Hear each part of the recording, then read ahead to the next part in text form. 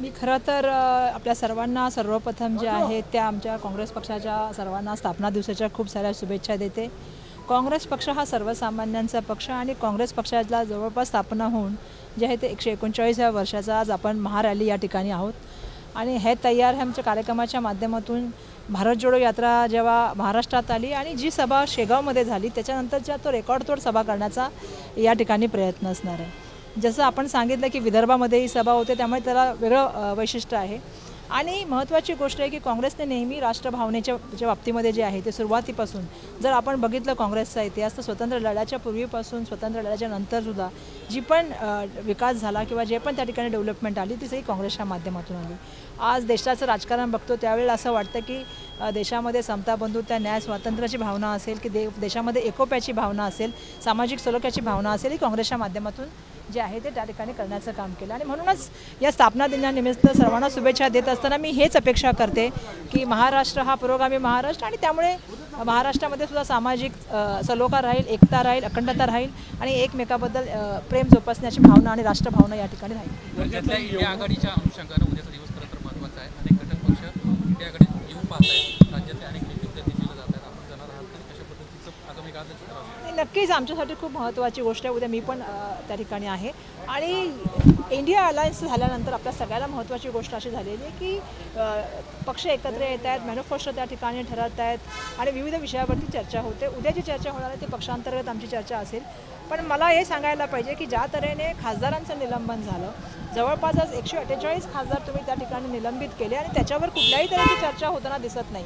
आज राष्ट्राच्या बाबतीमध्ये संसदेवर ज्या ठिकाणी हल्ला होतो आणि अशा वेळेला त्या ठिकाणी चर्चा होत नाही उलटं त्या खासदारांना जे आहे ते सस्पेंड करण्याचं काम होतं त्यानंतर 4 विधेयकं पास केली जातात हे संविधानाला आणि देशाच्या लोकशाहीला धरून नाही आहे आणि म्हणूनच मला असं वाटतं की इंडिया अलायन्सच्या माध्यमातून जमिनीवर जाऊन येणाऱ्या काळामध्ये आम्ही काम करू तिकीटचं डिस्कशन त्या ठिकाणी होईल आणि पक्ष संघटनेबद्दल सुद्धा येणाऱ्या काळामध्ये कसं केलं पाहिजे त्यावर चर्चा होईल। आज पक्षाची ध्येय धोरणं ठरवली जातील येणाऱ्या पुढच्या वर्षभरामध्ये आणि पुढच्या काळामध्ये आपल्याला माहिती आहे की लोकसभेच्या निवडणुका आहेत विधानसभेच्या निवडणुका आहेत महानगरपालिकेच्या निवडणुका आहेत ज्या आम्ही जवळपास 1.5 वर्षापासून वाट बघतोय की व्हाव्यात त्यामुळे मला अपेक्षा आहे की या अधिवेशनाच्या माध्यमातून आणि या मेगा रॅलीच्या माध्यमातून एक तऱ्हेने चांगलं असं वातावरण या ठिकाणी निर्माण होईल। मुंबईच्या अनुषंगाने तुम्ही देखील एक महत्त्वाचा विषय हाती घेतलेला आहात। आजच्या या रॅलीच्या निमित्तानं राहुल गांधी पुन्हा एकदा अशा पद्धतीनं या गोष्टीला अधोरेखित करताना आपल्याला पाहिजे नाही नक्कीच मोदानी सरकारचं काम चाललेलं आहे। मला असं या ठिकाणी सांगायला पाहिजे खरं तर मी विधिमंडळामध्ये हे नागपूरमध्येच झालं आणि नागपूरमध्ये सुद्धा त्या ठिकाणी पूर्णपणे आवाज काढला की एका ठिकाणी वारेमाप फायदे एका माणसाला द्यायचे सरकारी यंत्रणांचा पुरेपूर वापर त्या माणसांसाठी करायचे नियम आणि त्या ठिकाणी GR त्या व्यक्तीसाठी बदलायचे आणि त्याला फायदा देत असताना गरीब माणसाला मात्र 10 किलोमीटरच्या बाहेर तुम्ही घराला जावा ही भूमिका मांडायची ही सरकारची जी भूमिका आहे ना ह्या भूमिकेलाच आमचा विरोध आहे। भाऊ मी सांगू इच्छिते सर्वांना या ठिकाणी की त्याच्यानंतर मला एरंड्या कॉलनीचं लोकांनी बोलवलं। एरंड्या कॉलनीमध्ये 4 वसाहती आहेत आता ते तर गव्हर्नमेंटचे एम्प्लॉई आहेत 58 वर्षापर्यंत त्यांना घर मिळालेलं आहे परंतु मला ते कर्मचारी सांगत होते की ज्या वेळेला ही जमीन जीविकेकडून हे एअरपोर्ट अडाणींना मिळालं त्यांचं पाणी बंद करण्याचा निर्णय घेतला गेला इलेक्ट्रिक मीटर काढण्याचा बंद केला त्यांचे पॅसेज बंद केले त्यांची इन्क्रिमेंट बंद केली कुठला न्याय आहे मला सांगा ना। म्हणजे अडाणी अशी व्यक्ती आहे की ज्याच्यासाठी केंद्र सरकार आपल्या स्वतःच्या एम्प्लॉईजना त्रास देत आहे त्यांनी बाहेर जावं असा प्रयत्न करते 3 वर्षापासून ते लढा लढत आहेत आता 1600 वरून 350 कर्मचारी त्या ठिकाणी राहिलेले आहेत आणि त्यांची पगार शून्य येतो ते बाहेर जाऊन घर पण घेऊ शकत नाहीत आणि या सगळ्या त्रासांना त्यांना सामोरं जावं लागतं।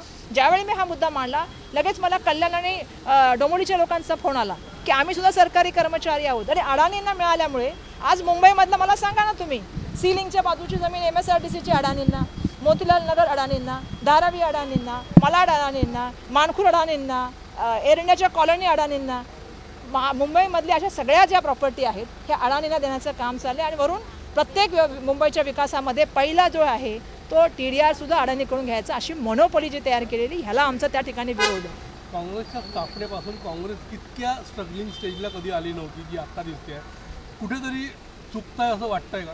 असं आहे की काँग्रेसची सुरुवात जी आहे ती संघर्षातून झाली ज्या वेळा देशावरती आपल्याला माहिती आहे की इंग्रजांचं राज्य होतं आणि त्यांच्याशी लढण्यासाठी एकत्रपणे काही मंडळी निर्माण झाली ज्याच्यामध्ये काँग्रेसची स्थापना झाली आणि काँग्रेसने पुढं जाऊन चले जावचा नारा दिला असहकार सांगितला आणि शांततेच्या आणि सद्भावनेच्या मार्गाने त्या ठिकाणी सत्याग्रह करण्याचं काम केलं। हे एक्सेप्टच करावं लागेल आपल्याला की ही देशाची स्वतंत्रता खूप कष्टातून मिळाली आहे.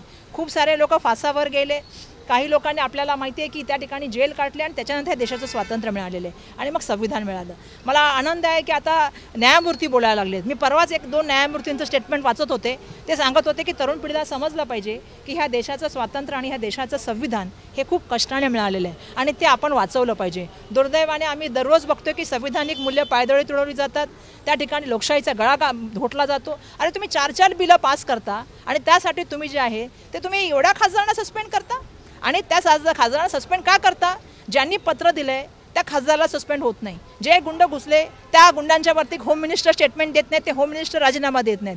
दुर्दैवाने केंद्रीय होम मिनिस्टरांनी याची नैतिक जबाबदारी घेऊन त्या ठिकाणी राजीनामा द्यायला पाहिजे होता. काँग्रेसच्या नेतृत्वाचा प्रश्न येतोच ना. असं आहे की काँग्रेस पक्षाच्या माध्यमातून आम्ही सातत्याने आवाज उचलण्याचं काम केलेलं आहे. माझी अपेक्षा आहे की काँग्रेसबरोबर मीडियाने सुद्धा या संदर्भामध्ये बोललं पाहिजे, त्या ठिकाणी असलेल्या विविध संघटनांनी बोललं पाहिजे. जर न्यायमूर्ती बोलू शकतात आणि त्या ठिकाणी आपली भूमिका मांडू शकतात, जर आपणच आपलं ठरवलं की नाही हीच भूमिका मांडायची, तर तीच भूमिका मांडण्याची भूमिका सातत्याने दाखवली जाते.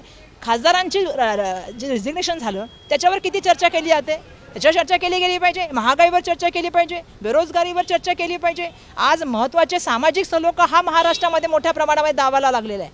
आज जातीमध्ये भांडणं लावण्याचं काम चालू आहे. हे केंद्र सरकारची जबाबदारी नाही आहे का?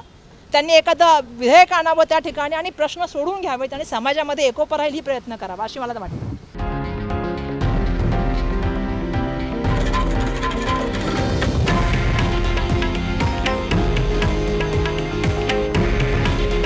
हे आहे देशातील नंबर 1 न्यूज नेटवर्क आणि आपण पाहत आहात TV9 मराठी. काळजी तुमची, हित महाराष्ट्राचं.